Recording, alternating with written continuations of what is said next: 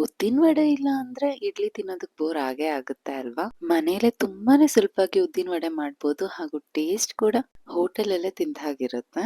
ಇದನ್ನ ಮಾಡ್ಲಿಕ್ಕೆ ಮೊದಲು ಉದ್ದಿನ ಬೇಳೆನ 6-7 ಗಂಟೆಗಳ ಕಾಲ ಅಥವಾ ಓವರ್ ನೈಟ್ ಸೋಕ್ ಮಾಡಿ ಮಿಕ್ಸಿ ಜಾರ್‌ಗೆ ಹಾಕಿ ನೀರೇನು ಸೇರಿಸದೆ ಈ ರೀತಿ ಗಟ್ಟಿಯಾಗಿ ರುಬ್ಕೊಳ್ಳಿ.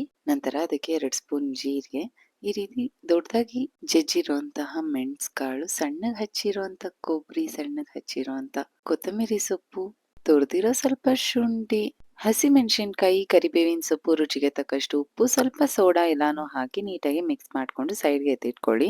ನಂತರ ಎಣ್ಣೆನ ಕಾಯೋದಕ್ಕೆ ಇಟ್ಟು ಒಂದ್ ಸೌಟ್ ಮೇಲೆ ನೀರನ್ನ ಸವರಿ ಈ ರೀತಿ ಉದ್ದಿನ ವಡೆ ಹಿಟ್ಟನ್ನ ಇಟ್ಟು ಮಧ್ಯದಲ್ಲಿ ಹೋಲ್ ಮಾಡಿ ಒಂದ್ಸಲ ಕರ್ಕೊಳ್ಳಿ.